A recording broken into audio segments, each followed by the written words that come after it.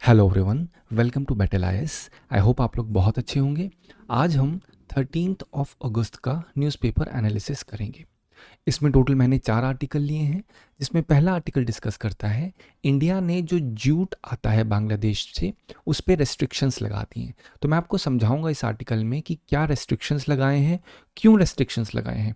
फिर इससे एक स्टेप फर्दर लेके जाऊंगा मैं, जहाँ पे आपको मैं समझाऊंगा कि जूट होता क्या है एक्चुअली में, ये कौन से सीज़न में कैसे होता है, इसकी क्लाइमेट के फीचर्स आपको समझाऊंगा, इसके बेनिफिट्स आपको समझाऊंगा। फिर इसी से कनेक्टेड जो PYQs आए हुए हैं यूपीएससी में या फिर और डिफरेंट एग्जाम्स में, वो मैं डिस्कस करूंगा। ये जीएस पेपर 1 और 2 दोनों के रेलेवेंट है।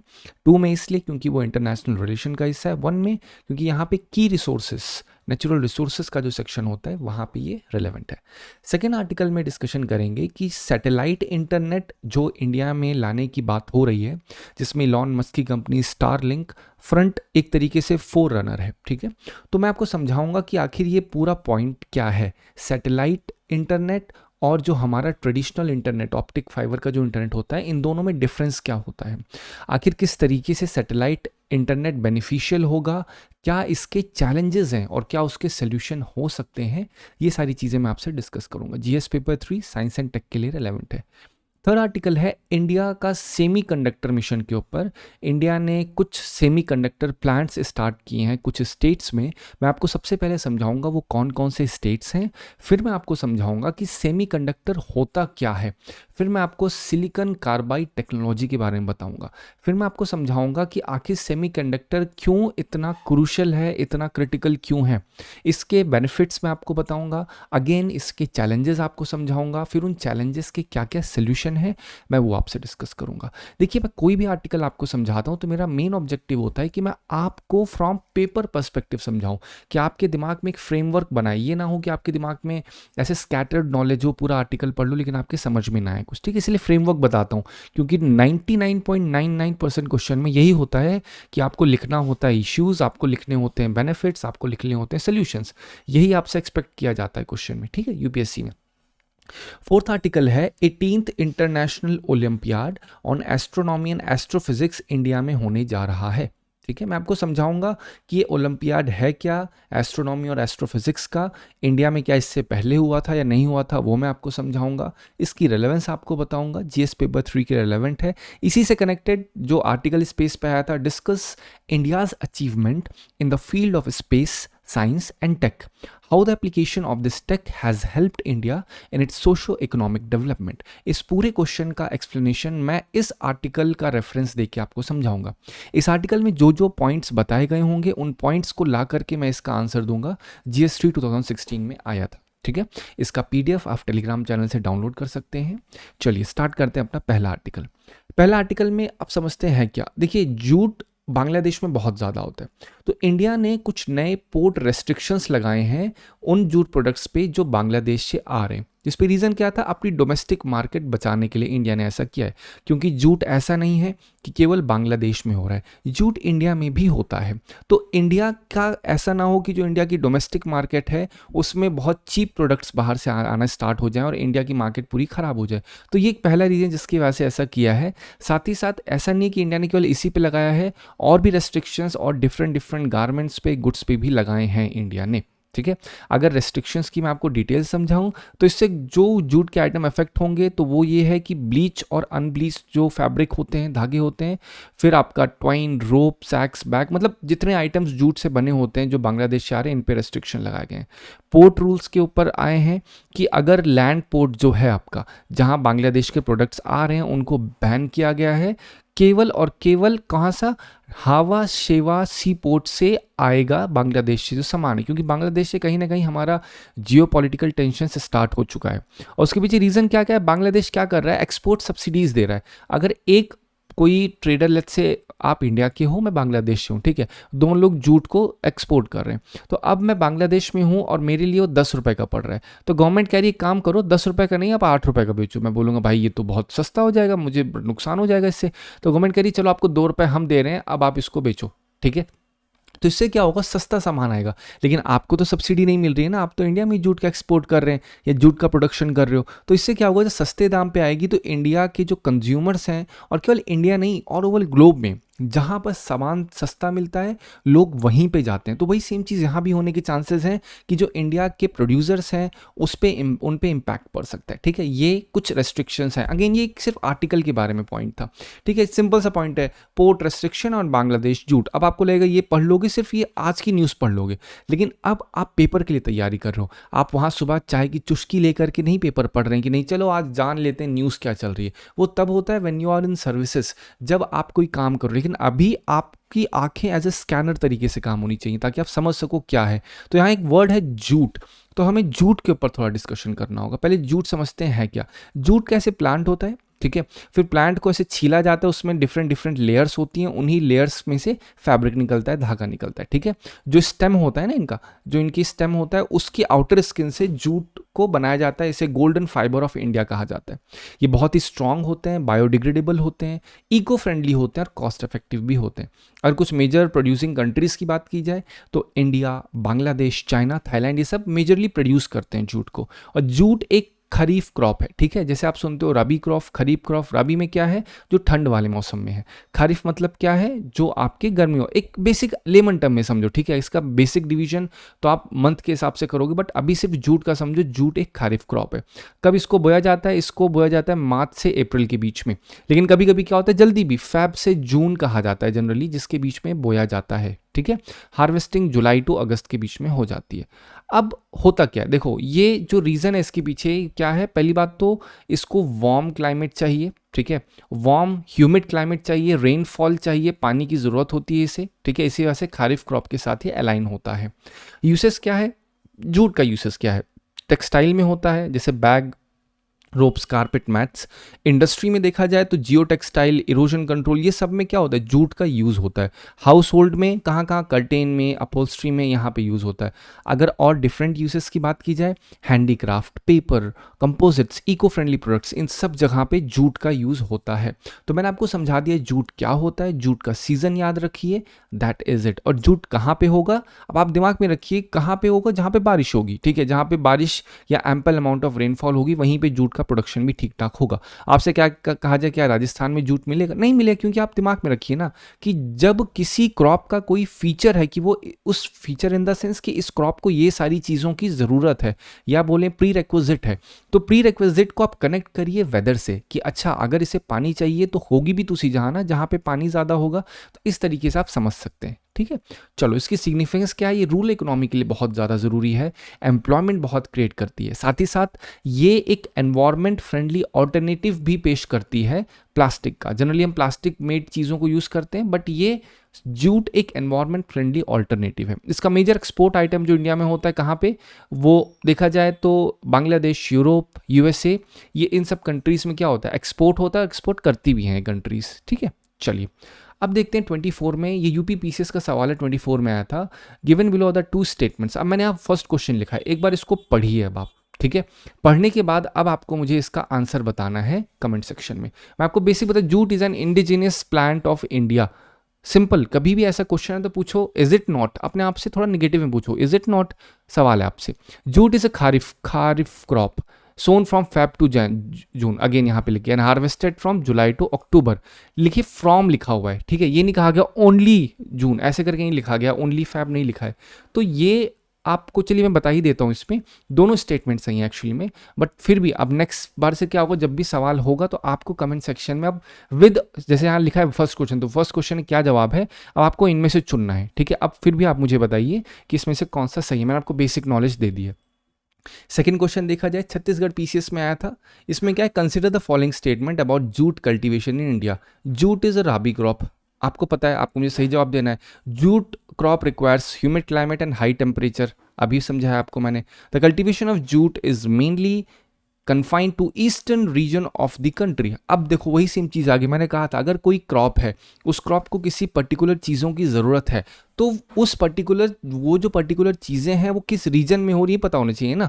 तो क्या ईस्टर्न रीजन में रेनफॉल है, यस बिल्कुल है। तो अब इस सब चीज़ों का यूज़ करके आप मुझे आंसर बताइए सेकेंड का क्या आंसर है। ठीक है, चलो थर्ड क्वेश्चन देखते हैं। थर्ड क्वेश्चन यूपीएससी 2011 का था।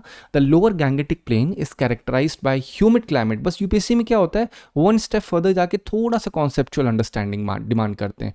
With high temperature throughout the year, which on the following part of crop is most suitable for this region? Paddy, cotton, wheat and jute. तो पहले एलिमिनेट कर दो कि भाई कह क्या रहे हैं, humid climate with high temperature throughout the year, तो कॉटन तो पहले ही हटा दोगे आप यहाँ पे। अब देखो यहाँ पे क्या हो सकता है, wheat jute, paddy jute, wheat cotton. आपको एक छोटा सा बताऊं, इसमें जूट है तभी मैंने लिया है, इसमें जूट है। अब आप दूसरा पता करिए। इसी पता करने में आपको पैडी का पता करना है कि पैडी का सीज़न क्या होता है, फर्स्ट चीज़। सेकंड चीज़ आपको पता करना है वीट कौन से सीज़न में होता है, फिर उसके फीचर्स क्या हैं। राइस के रेफरेंस में सेम चीज़ आपको पैडी के रेफरेंस में कर ली, फिर कॉटन की बात करना है। कॉटन से भी कनेक्टेड सवाल आए थे कि कॉटन का जहाँ पे कल्टीवेशन होता है तो कौन कौन से फीचर्स हैं, क्या क्या उस वहाँ पे क्लाइमेट, किस टाइप का क्लाइमेट की ज़रूरत है जहाँ पे कॉटन होगा अच्छे से, ठीक है। तो इस सब का एक छोटा सा नोट्स बना लीजिएगा, आपके लिए इनफ रहेगा ये, ठीक है। आप आंसर मुझे बताइएगा थर्ड क्वेश्चन का क्या आंसर है। सीडीज 2019 में सवाल है, in which of the following state is jute not significantly cultivated. अब आप सोचोगे सर ये तो हमने पढ़ा ही नहीं, तो हमेशा मैंने कहा आप समझो जूट को किस चीज़ की जरूरत है, पानी की ज़रूरत है। आसाम, वेस्ट बंगाल, उड़ीसा, क्या आसाम में पानी होता है? क्यों नहीं होता। वेस्ट बंगाल में ऑब्वियसली, उड़ीसा, आंध्र प्रदेश, कहाँ पे नहीं हो रहा है पानी? आप ये देखो ज़्यादा पानी नहीं हो रहा है। तो इसको आप एक और तरीके से दिमाग डाल सकते हो, जहाँ पे पेरिनियल रिवर होगा वहाँ पे तो पानी की अवेलेबिलिटी रहेगी, है कि नहीं। और कहाँ पे पेरिनियल रिवर नहीं है? आंध्र प्रदेश में। वहाँ पे क्या है, वहाँ पे हम लोग नॉन पेरिनियल रिवर देखते हैं। जैसे आप लोग देखते होंगे वहाँ पे गोदावरी, नर्मदा, ये सारी क्या है, ये सब नॉन पेरिनियल है। क्यों? क्योंकि ये लोग डेक्कन प्लेट्यूज से कहीं ना कहीं राइज हो रहे हैं, इनको कंसिस्टेंट वाटर सप्लाई नहीं मिल रही है जैसे हिमालयन रिवर को मिलती है ग्लेशियर से, ठीक है। सो ये रीज़न होता है। चलिए अब आते हैं अपने नेक्स्ट आर्टिकल पे। नेक्स्ट आर्टिकल में देखते हैं कि स्टारलिंक आने वाले समय में लॉन्च करने जा रहे हैं इंडिया में, कौन सी? सैटेलाइट इंटरनेट को, और जो कि इंटरनेट इंफ्रास्ट्रक्चर को पूरी तरीके से ट्रांसफॉर्म कर देगा। ना केवल सिविलियन बल्कि मिलिट्री डोमेन दोनों में इम्पैक्ट पड़ेगा इसका, ठीक है। जो सैटेलाइट इंटरनेट लॉन्च करने जा रहा है कौन? स्टारलिंक। स्टारलिंक एक कंपनी है इलॉन मस्क की, ठीक है। अब सैटेलाइट इंटरनेट क्या ऑफर करता है? वो ग्लोबल रिसिलियंट कनेक्टिविटी देता है, मतलब कंसिस्टेंट लेवल पे सीमलेस कनेक्शन मिलेगा आपको इंटरनेट से। ऐसा नहीं है कि कभी कट जा रहा है डिपेंडिंग ऑन नेटवर्क, ऐसा नहीं होगा, ठीक है। और this would be beyond terrestrial cable, मतलब जैसे जो गाँव के इलाके होते हैं जहाँ पे इंटरनेट नहीं पहुँचता है, क्यों नहीं पहुँचता? क्योंकि वहाँ पे केबल नहीं डाला जा पाता ढंग से। तो रिमोट एरियाज आज भी इनएक्सेसिबल हैं। अभी फॉर एग्जांपल बताऊं, एकदम फार हिमालयन रीजन, लद्दाख के एरिया, वहाँ पे प्रॉपर इंटरनेट नहीं है, ठीक है। लेकिन अगर सैटेलाइट इंटरनेट आ जाएगा तो रिमोट एरियाज में भी इंटरनेट होंगे। अभी आपको मैं समझाऊंगा आखिर क्या क्या फ़ायदा मिलेगा इन सब चीज़ों से। तो बस समझते हैं नीड क्या है सैटेलाइट इंटरनेट की। अब हम रेफरेंस इंडिया की बात करेंगे। तो पहली चीज़ तो क्या है, जो टेरेस्ट्रियल इंटरनेट होता है कॉस्टली होता है। अगर आपको तार बिछाना है, मान लो इंटरनेट इस एक्स जहाँ पे है, इस एक्स जहाँ से वाई जहाँ पे इंटरनेट पहुँचाना है, तो एक्स जहाँ से वाई तक तार डालना पड़ेगा। अगर ये दोनों के बीच का रास्ता बहुत ही ज़्यादा, इसका टेरेन ख़राब है, बहुत ज़्यादा पहाड़ है, यहाँ का जो रॉक स्ट्रक्चर है, यहाँ पे जो सॉइल है बहुत ही हार्ड है, तो अच्छे से अंडरग्राउंड तार नहीं बिछ पाते हैं। ऊपर से पड़ रहा है तो अगर कभी बहुत बारिश का सीजन है तो खराब होने के चांसेस हैं। तो ये कॉस्टली हो जाता है पूरा, ठीक है। इस वजह से ज़रूरत है एक ऐसे इंटरनेट की जो कि इन सब के बियॉन्ड हो, जहाँ पे तार वार की जरूरत ना पड़े, बस डायरेक्टली हो जाए। तो पहला एक नीड ये है, इसको आप अपने मेंस आंसर में भी यूज़ कर सकते हैं। और सैटेलाइट इंटरनेट क्या करता है, ये किसी भी टेरेन मोबिलिटी को सपोर्ट करता है और बहुत ही आसानी से डिप्लॉय किया जा सकता है कभी कोई क्राइसिस होती है तो, ठीक है। ऐसा नहीं होगा कि मान लो जैसे धराली का रीजन है, धराली में आपने देखा फ्लैश फ्लड आया था, मैंने आपको समझाया क्या ऐसे आया था फ्लैश फ्लड, क्या सिचुएशन थी, आपको प्रॉपर वीडियो भी दिखाया था मैंने जब आर्टिकल को एक्सप्लेन कर रहा था। तो अब आपको यहाँ पे ये पता होना चाहिए कि कभी अगर जैसे क्राइसिस की सिचुएशन है, कहीं पे फ्लैश फ्लड आया हुआ है और वहाँ पे टावर टूट जाता है, मतलब कनेक्शन टूट गया, और कनेक्शन जब टूट गया तब कैसे लोग कनेक्ट करेंगे? तो उस जहाँ पे मतलब क्राइसिस की सिचुएशन में हम लोग सैटेलाइट इंटरनेट का यूज़ करके आसानी से डिप्लॉय कर सकते हैं। और डिप्लॉय करके क्या होगा, हमारी कनेक्टिविटी अच्छे तरीके से हो पाएगी, हेल्प अच्छे तरीके से दी जा पाएगी, डिज़ास्टर रिलीफ एक्शन ढंग से लिए जा पाएंगे। तो ये सारे क्या हैं, ये सारे एक पॉजिटिव या फिर बेनिफिट्स हैं आपके सैटेलाइट इंटरनेट के। अब देखते हैं कि हमारा करंट इंटरनेट काम कैसे करता है। तो आप इसको इमेजिन करिए, करंट में आपके पास इंटरनेट आ कैसे रहा है। आपके पास मोबाइल है, मैं आपको ऐसे समझाता हूँ। लेट्स से आपके पास एक मोबाइल है, चलो यहाँ पे एक फ्रेश पेज ले लेता हूँ जिसे आप समझ लेते हैं। ये आपका मोबाइल है, ठीक है। It doesn't look like mobile but मान लो मोबाइल है, ठीक है। ये ऐसे मोबाइल है। अब यहाँ पे इंटरनेट आप कनेक्ट करोगे, क्या होता है, आपके आसपास एक टावर होगा, लेट्स से जियो का इंटरनेट यूज़ कर रहे हो तो एक टावर होगा यहाँ पे, ठीक है। Pardon all this writing, but still जो समझ, आप मेन चीज़ को समझ लो, ठीक है।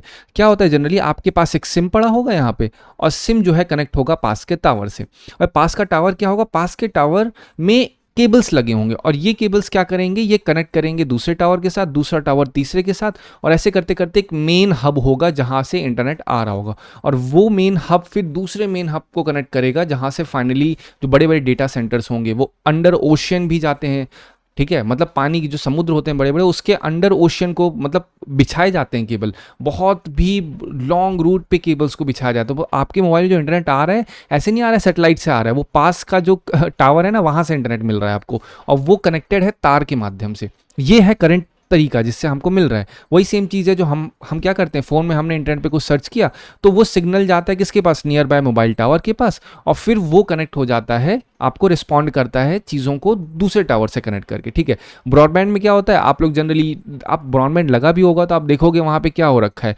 ब्रॉडबैंड में ऑप्टिक फाइबर लगा होगा। देखिए जियो फाइबर आपने देखा होगा, एयर फाइबर, कह रहे हो सैटेलाइट नहीं, सैटेलाइट इंटरनेट नहीं है, बस कर क्या रहे हैं, जियो फाइबर में पास का टावर को ही कनेक्ट कर रहे हैं, वो ऐसा नहीं सैटेलाइट से कनेक्ट कर रखा है उन्होंने। फिर जो टावर है वो रूट करता है थ्रू ऑप्टिक केबल बड़े बड़े नेटवर्क हब के पास, और वो नेटवर्क हब जो ग्लोबल इंटरनेट बैकबोन के साथ कनेक्टेड होते हैं, वहाँ से आपको रिस्पॉन्स मिलता है। सो जो डेटा ट्रैवल करता है इसी बैकबोन के थ्रू ट्रैवल करता है अपने डेस्टिनेशन सर्वर के पास, फिर आपका व्हाट्सएप, यूट्यूब, ये सब कुछ आपके पास चलता रहता है। ये करंट इंटरनेट हमारा ऐसे काम कर रहा है। अब हम बात करें सैटेलाइट इंटरनेट कैसे काम करेगा। सैटेलाइट इंटरनेट सिर्फ इतना होगा, आपके पास सपोज एक मोबाइल होगा, ठीक है, मान लेते हैं एक मोबाइल है जिसके अंदर इनबिल्ट एक एंटीना लगा होगा, ठीक है, और वो एंटीना कनेक्ट करेगा किसके साथ, ऊपर आसमान में जो सैटेलाइट होगी उसके साथ, तो कनेक्शन ऐसे होगा डायरेक्टली, ठीक है। तो साइड में अभी तक जो टावर एग्जिस्ट कर रहा था, अब वो टावर नहीं होगा, आप डायरेक्टली सैटेलाइट के साथ कनेक्ट करके अपनी इंफॉर्मेशन का एक्सचेंज कर सकते हैं। तो अगर आप लेट्स से आप किसी हिमालयन रीजन पे हैं, तो हिमालयन रीजन में टावर नहीं, क्या टावर की ज़रूरत है, नहीं, आप सिंपल आपके मोबाइल में नेटवर्क एंटीना लगा होगा और वो एंटीना के साथ आप सैटेलाइट के साथ कनेक्ट हो जाओगे, वहाँ पे तो सैटेलाइट होगी ना। ये तरीका होता है। तो सैटेलाइट ग्राउंड, उसमें जो बोलते हैं ना, सैटेलाइट सेंड करता है, ग्राउंड स्टेशन के साथ कनेक्ट किया जाता है, और फिर डायरेक्टली उसी के साथ कनेक्ट होकर स्पेस में इन्फो जाती है, वहाँ से फिर आपके पास आती है। जो ये सैटेलाइट्स होती हैं ये लो अर्थ ऑर्बिट में डाली जाती हैं, जिससे बहुत ही फास्ट काम करें। जितना आपका ऑप्टिक फाइबर जिस स्पीड से काम करता है उसी स्पीड से सैटेलाइट इंटरनेट भी काम करता है। इसकी लेटेंसी बहुत लो है। लेटेंसी लो का मतलब ये होता है कि जो बफरिंग स्पीड है बहुत ही ज़्यादा इसमें कम है। ऐसे नहीं तो घूमता घूमता घूमता जा रहा है, ये चीज़ नहीं होती। तो सैटेलाइट इंटरनेट ऐसे काम करता है, राइट। चलो अब मैं आपको समझा देता हूँ सैटेलाइट इंटरनेट और करंट ऑप्टिक फाइबर के जो टावर होते हैं दोनों में डिफरेंस क्या है। मैंने आपको ऑलरेडी समझा दिया, वेर इट ट्रैवल्स। ये जो ऑप्टिक फाइबर होता है वो ट्रैवल करता है किसके थ्रू, वो अंडरग्राउंड केबल के थ्रू वो क्या करता है, ट्रैवल करता है और फिर आपके मोबाइल टावर तक आता है। लेकिन सैटेलाइट इंटरनेट कैसे करता है, स्पेस में ट्रैवल करता है और बैक टू बैक आपके पास सिग्नल आता रहता है। कवरेज ये एक लिमिटेड एरिया को कवर करता है, ठीक है, जो सिटीज़ हो गई, टाउन्स हो गए, बट जो रिमोट माउंटेन्स होते हैं, डेजर्ट्स होते हैं, ओशियंस होते हैं, वहाँ पे एक्सेसिबिलिटी नहीं होती है ऑप्टिक फाइबर की। वहीं पे सैटेलाइट इंटरनेट इन सारी प्रॉब्लम को सॉल्व कर देता है। अर्थ पे कहीं पे भी रहो, क्योंकि सैटेलाइट है आपके ऊपर तो घूम ही रही है, तो आपका कनेक्शन बहुत ही आसानी से हो जाएगा। चाहे ग्लेशियर पे हो, चाहे मिडल ऑफ द सी में हो गया, आपका कनेक्शन आपको मिलेगा।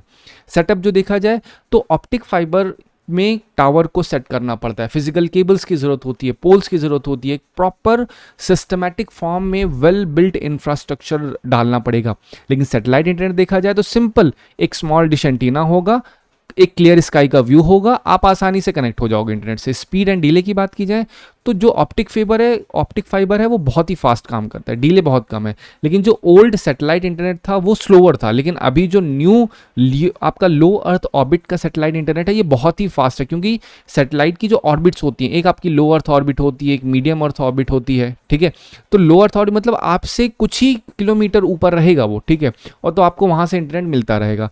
कॉस्ट देखी जाए तो ये चीपर है, अगर ऑलरेडी इंफ्रास्ट्रक्चर बना हुआ है तो आपके लिए चीप रहेगा। लेकिन सैटेलाइट इंटरनेट हमें एकदम स्टार्टिंग से करना पड़ेगा, इनिशियली कॉस्टली रहेगा बट वर्थ इट रहेगा जब रिमोट एरियाज में एक्सेसिबिलिटी अच्छी खासी हो जाएगी, ठीक है। तो ये बेसिक डिफरेंस मैंने आपको समझाया आपका सैटेलाइट इंटरनेट में और आपका जो ट्रेडिशनल इंटरनेट चलता है उसके बीच में, ऑप्टिक फाइबर जिसे कहते हैं। अब देखते हैं बेनिफिट्स क्या है सैटेलाइट इंटरनेट के। इन बेनिफिट्स को आप एज इट इज़ अपने आंसर्स में यूज़ कर सकते हो। जो सैटेलाइट इंटरनेट है ये रिमोट एरिया को कवर करता है। डिजास्टर रिजिलियंस, अभी आपको धरली का मैंने एग्जांपल बताया, कभी ऐसी प्रॉब्लम होगी, फ्लड्स, अर्थक्वेक, तो वहाँ पे ग्राउंड इंफ्रास्ट्रक्चर टूट जाएगा, लेकिन सैटेलाइट इंटरनेट नहीं, वहाँ नहीं जाएगा। मोबिलिटी, बहुत ही आसानी से मूविंग व्हीकल, शिप्स, एयरक्राफ्ट, उन सब में इंटरनेट प्रोवाइड हो सकता है। डिप्लॉयमेंट बहुत ही ज़्यादा फास्ट होता है कंपेयर टू केबल। केबल में क्या है भैया, पहले हमें लैंड एक्वायर करना है, उसमें से फिर हमें केबल को डालना है, टावर, ये सब टाइम टेकिंग है। लेकिन यहाँ क्या है, अगर एक बार केबल आपका चिप आ गई आपके हाथ में सैटेलाइट से कनेक्ट, बस तुरंत इंस्टॉल करो, स्टार्ट कर दो। ये डिफेंस और सिक्योरिटी को भी सपोर्ट करता है। जो बॉर्डर एरिया, सियाचिन हो गया, कॉन्फ्लिक्ट जोन हो गए, वहाँ पे इंटरनेट का एक्सेस आपको मिलेगा। लेकिन अगेन, हर चीज़ जब आती है बहुत ही नीश स्टेज में होती है या इनिशियल स्टेज में होती है, तो अपने साथ वो कुछ नुकसान को भी लेके आती है। तो आपको ये भी समझना होगा कि जो प्रेजेंट में बेनिफिशियल हो रहा है, क्या उससे कोई नुकसान भी हो सकता है या नहीं हो सकता, ये आपके लिए काम है। अब देखते हैं इश्यूज़ क्या है, उसके सोल्यूशन क्या है, दोनों साथ ही लिखे हैं। पहली बात तो हाई कॉस्ट है, इक्विपमेंट, मंथली फीस सब एक्सपेंसिव है। लेकिन सोल्यूशन क्या है, गवर्नमेंट अगर सब्सिडी दे रूरल स्ट्रैटेजिक एरियाज़ में, तो वो कहीं ना कहीं क्या होगा, कॉस्ट कम हो सकती है। तो मैंने दोनों बताया, पहली बात तो प्रॉब्लम क्या है, उसका सोल्यूशन क्या है। दूसरी प्रॉब्लम क्या है, सिग्नल डिले और क्वालिटी, ये भी कहीं ना कहीं एक प्रॉब्लम है। लेकिन अब क्या है, इसका सोल्यूशन ये है कि अगर हम लो अर्थ ऑर्बिट में, जैसे स्टारलिंक लो अर्थ ऑर्बिट में काम करती है, तो उससे क्या होगा, लेटेंसी बहुत ही कम होगी। रिस्क ऑफ मिसयूज भी हो सकता है, टेररिस्ट, स्मगलर्स, ये सब इसको यूज कर सकते हैं। सोल्यूशन क्या है, रजिस्ट्रेशन मैंडेटरी होना चाहिए, रियल टाइम मॉनिटरिंग होना चाहिए। ओके, नेक्स्ट आता है स्पेस डेवरीज और कोलिजन रिस्क बढ़ सकता है। इतनी सारी सैटेलाइट्स अगर होंगी, एक ही साथ चलेंगे ऑर्बिट में, तो आपस में क्या हो सकता है, लड़ने का खतरा। लड़ना मतलब ये नहीं क्वारल फाइट, लड़ना इन द सेंस कि आपस में कोलाइड हो सकती हैं वो। सोल्यूशन क्या है, इंटरनेशनल रूल्स बनने चाहिए कि भाई साहब जो सैटेलाइट्स आपकी डेड हो चुकी हैं, खराब हो चुकी हैं, उनको डी ऑर्बिट कर दिया जाए, ठीक है। और उन डेब्रीज को ट्रैक किया जाए कि ऐसा तो नहीं है कि भैया सैटेलाइट थी अंतरिक्ष में और वहाँ पे खराब हो गई, टूट के वहीं पे उसके जो कण हैं फैले पड़े हुए हैं, ये नहीं होना चाहिए उसमें। रेगुलेटरी चैलेंज भी एक है कि लाइसेंसिंग, स्पेक्ट्रम एलोकेशन कैसे होगा, क्रॉस बॉर्डर डेटा इशू भी एग्जिस्ट कर रहा है, ठीक है। तो इसका सोल्यूशन क्या है, गवर्नमेंट की पॉलिसी बहुत ही क्लियर होनी चाहिए, कोऑर्डिनेशन करना होगा ग्लोबल एजेंसीज के साथ, जिससे डेटा को हम सिक्योरली एक्वायर कर सकें, उसको रूट कर सकें। जिस तरह से आपने अभी इंडिया और यूके ने आपस में डील की, वहाँ पे क्या किया था, हमने कहा कि हम डेटा को शेयर करेंगे, ठीक है, आपस में। तो एक चैलेंज भी लेके आया था डेटा सॉवरेनिटी के ऊपर कि अगर इंडिया के जो डेटा है वो यूएससी कंपनीज के पास जाएगा तो वो कहीं ना कहीं हमारे लिए नुकसानदेह हो सकता है, ठीक है। तो ये एक रेगुलेटरी चैलेंज भी पेश करता है कि हमारे पास एक पर्टिकुलर क्लियर गवर्नमेंट की पॉलिसी होनी चाहिए, ठीक है। चलिए, अब 2019 में यूपीएससी में सवाल आया था, for the measurement estimation of which of the following are satellite images remote sensing data used, ठीक है। अब आपको इसका मुझे जवाब बताना है, ठीक है। आप देखो कि सैटेलाइट इमेजेस जो होती हैं, रिमोट सेंसिंग डेटा होता है, उसका यूज़ कहाँ कहाँ कर सकते हैं, ठीक है। आप इसको पढ़िए एक बार, पढ़ने के बाद आप मुझे कमेंट सेक्शन में बताइएगा इसका राइट आंसर क्या है। आप इसको ऐसे इमेजिन करिए, सैटेलाइट जो अंतरिक्ष में है उसका यूज़ कैसे कर सकते हैं हम लोग, ठीक है। मैं आपको इसका मतलब जो रिमोट सेंसिंग, रिमोट मतलब जो दूर है, सेंस मतलब अनुभव करना, है कि नहीं। तो अगर ये ग्राउंड है, यहाँ पे सैटेलाइट है मान लेते हैं, तो ये सैटेलाइट ऐसी है जो कि रिमोट एरियाज को सेंस कर रही है। तो अगर रिमोट एरिया को सेंस करेगी तो क्या क्या सेंस कर सकती है, अब आपको मुझे ये बताना है, ठीक है। ध्यान से पढ़ोगे तो आपको समझ में आएगा। अब आप प्रैक्टिकली सोचिए, क्या क्लोरोफिल कंटेंट जो होता है वेजिटेशन में, क्या उसको ट्रैक किया जा सकता है, सोच के देखिए।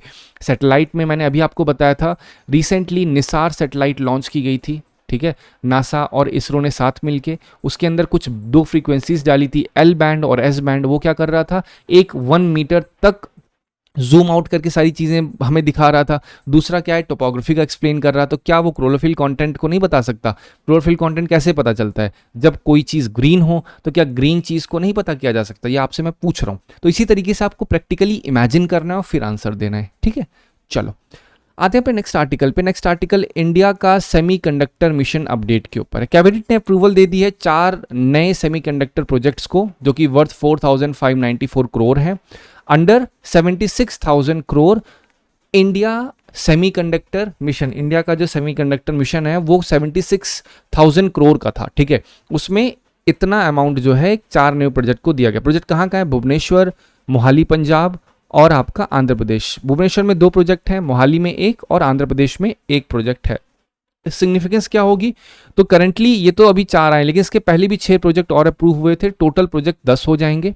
ठीक है, फर्स्ट चिप जो अर्लियर प्रोजेक्ट्स इंस्टॉल किए गए थे, अर्लियर प्रोजेक्ट स्टार्ट किए गए थे, फर्स्ट चिप जो रिलीज होगी by the year and first chip बन के बाहर आएगी। ठीक है, इसी में सिलिकॉन कार्बाइड टेक्नोलॉजी एक बहुत ही स्ट्रेटेजिक और एक इंपॉर्टेंट तरीके से देखी जा रही है कि इंडिया के लिए सिलिकॉन कार्बाइड टेक्नोलॉजी बहुत ज़्यादा रेलेवेंट है, सिग्निफिकेंट है। ठीक है, और आईआईटी भुवनेश्वर ने इन्वेस्ट ऑलरेडी 45 करोड़ कर दिया है सिलिकॉन कार्बाइड रिसर्च के अंदर विद गुड रिजल्ट। अब आपको बताता हूँ है क्या कि सिलिकॉन कार्बाइड टेक है, होता क्या है। सिलिकॉन कार्बाइड टेक का मतलब क्या है? सिलिकॉन एक एलिमेंट है, कार्बाइड मतलब क्या है आपका, सिंपल सी भाषा में कार्बन। तो ये कंपाउंड है जो कि सिलिकॉन और कार्बन को मिला के बनता है, और ये इसका फीचर ये है इस कंपाउंड का, ये बहुत ही हाई वोल्टेज को हैंडल कर सकता है, बहुत ही हाई टेम्परेचर कभी होता है।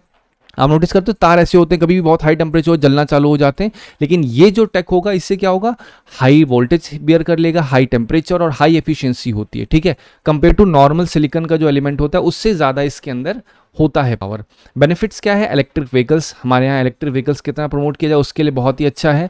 बैटरी की रेंज बढ़ेगी, चार्जिंग टाइम कम होगा, हाई पावर की जो इंडस्ट्रीज़ हैं वहाँ पे बेनिफिशियल होगा, और ये बहुत ही ड्यूरेबल और एनर्जी एफिशिएंट कहा गया है हार्श इन्वायरमेंट में भी। कौन सा? Silicon carbide technology. तो कभी भी सिलिकॉन कार्बाइड आप पढ़िए, दिमाग में डाल लीजिए, silicon carbide is nothing but the combination of silicon and carbon. Okay, चलिए अब आते हैं इसके चैलेंजेस क्या हैं। चैलेंजेस, पहली बात तो एक्सपेंसिव है मैन्युफैक्चर करने में कंपेयर टू सिलिकॉन। सिलिकॉन को आप थोड़ा सा ऐसे नहीं कह रहा हूँ बहुत चीप है silicon, but compare to silicon, silicon जो आपका सिलिकॉन कार्बाइड होता है वो एक्सपेंसिव होता है। इसमें नए फैब्रिकेशन की ज़रूरत होती है, स्किल्ड लेबर की ज़रूरत होती है, अभी भी इसके सप्लायर्स बहुत ही लिमिटेड हैं, सारे चैलेंजेस हैं। अब सोल्यूशन क्या है? हमें large scale silicon carbide production को इन्वेस्ट करना होगा उसमें, जिससे कॉस्ट को रिड्यूस किया जा सके। ग्लोबल जो लीडर्स हैं उनके साथ हमें कोलैबोरेट करना होगा, इंजीनियर्स को ट्रेन करना होगा, गवर्नमेंट को इंसेंटिव्स देना होगा इलेक्ट्रिक व्हीकल्स में और रिन्यूएबल एनर्जी अडॉप्शन में, जिससे डिमांड बूस्ट हो सके, और जितना पैसा लगे इसको फॉर्मेशन में उतना पैसा इन फ्यूचर सप्लाई हो जाए। ठीक है, तो ये बेसिक है सिलिकॉन कार्बाइड टेक का पॉइंट। अब मैं डिस्कस करता हूँ इंडिया का सेमीकंडक्टर मिशन है क्या। 21 में लॉन्च किया, डिजिटल इंडिया प्रोग्राम के अंडर लॉन्च किया गया था। 76,000 करोड़ इसका पूरा वेटेज डाला गया था, जिसमें सेमीकंडक्टर डिस्प्ले मैन्युफैक्चरिंग इकोसिस्टम की बात की गई थी, इंडिया में हम करेंगे।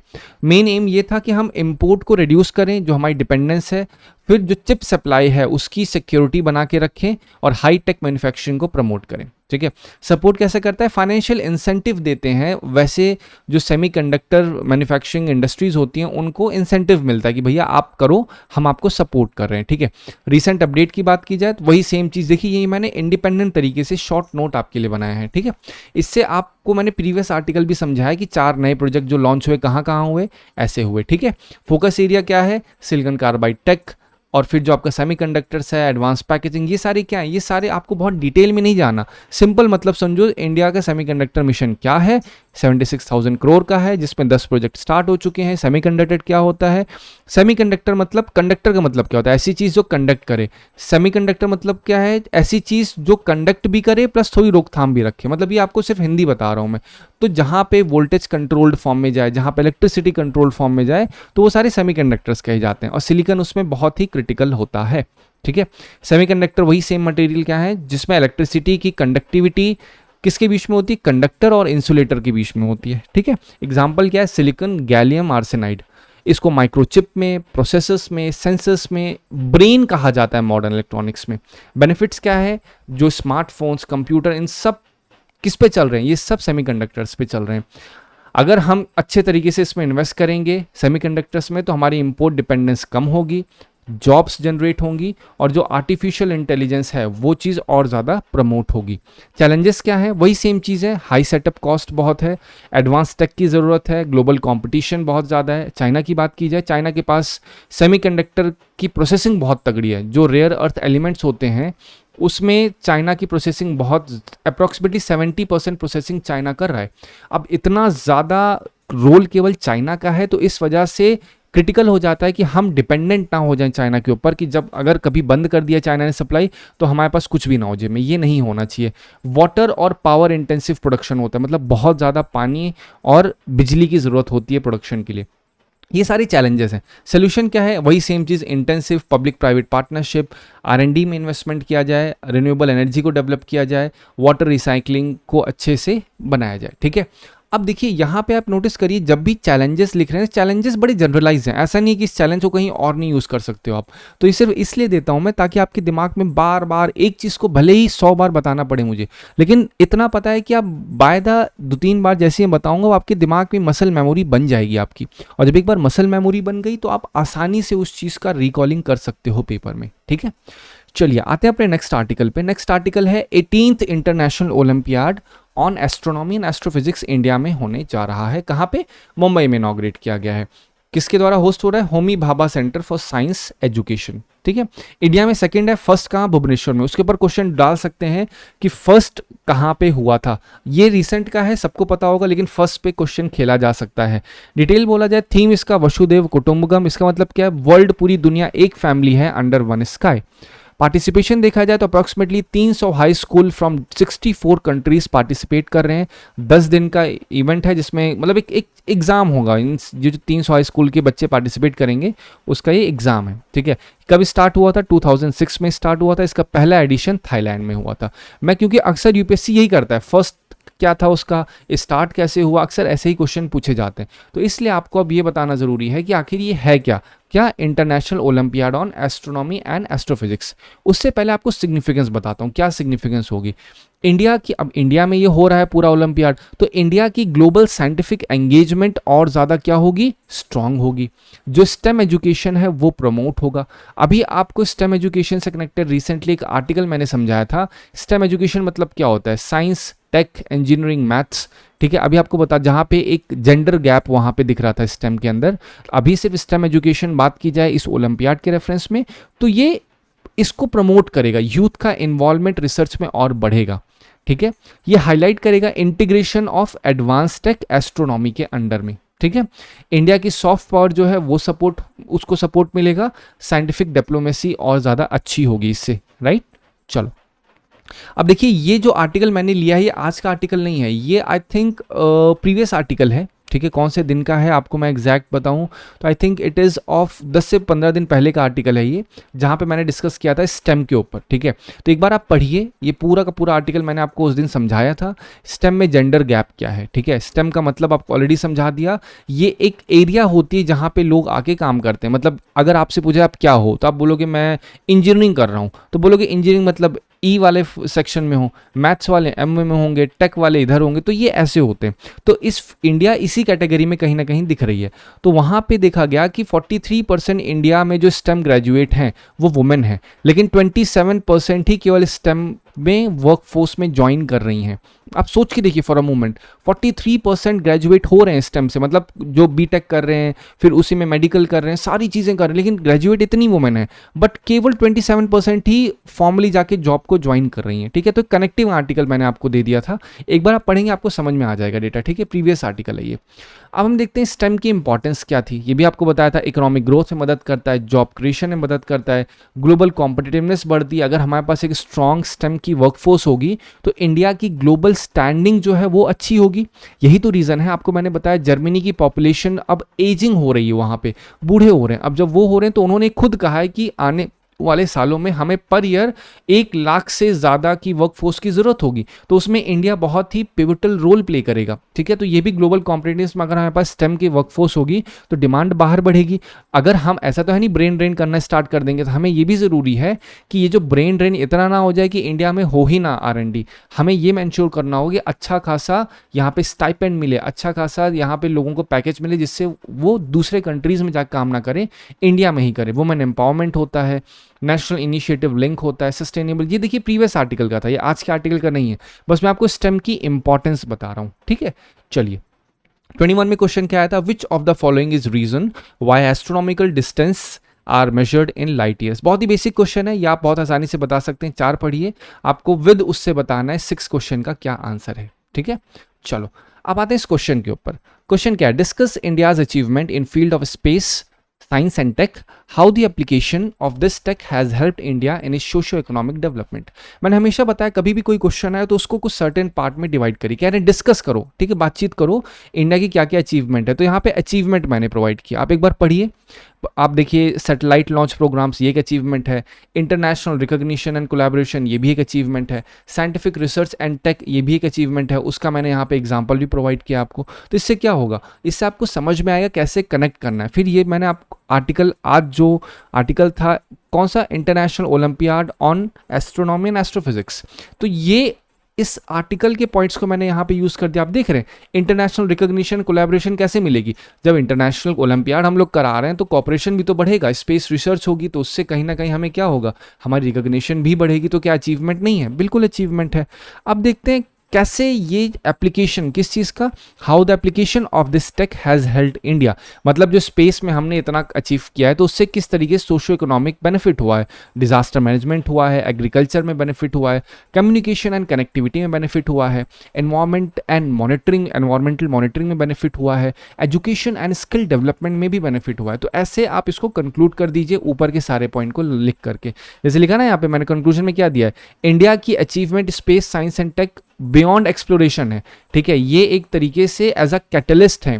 कैटलिस्ट का मतलब क्या होता है, ये एक मीडिएटर है जिससे सोशो इकोनॉमिक डेवलपमेंट भी होता है by boosting agriculture, disaster resilience, communication, education. और ये जो इनिशिएटिव्स जैसे IOA मतलब क्या है, international olympiad on astronomy and astrophysics, ये डेमोन्स्ट्रेट करते हैं इंडिया की कमिटमेंट नर्चर करने में साइंटिफिक टैलेंट को और जो टेक है उसको लेवरेज करने में, ताकि नेशनल प्रोग्रेस हो सके, ठीक है। अब इस क्वेश्चन के वर्ड बाय वर्ड पढ़ने का कोई पॉइंट नहीं है, एक बार आप पढ़ेंगे आपको अच्छा खासा आइडिया मिल जाएगा, ठीक है।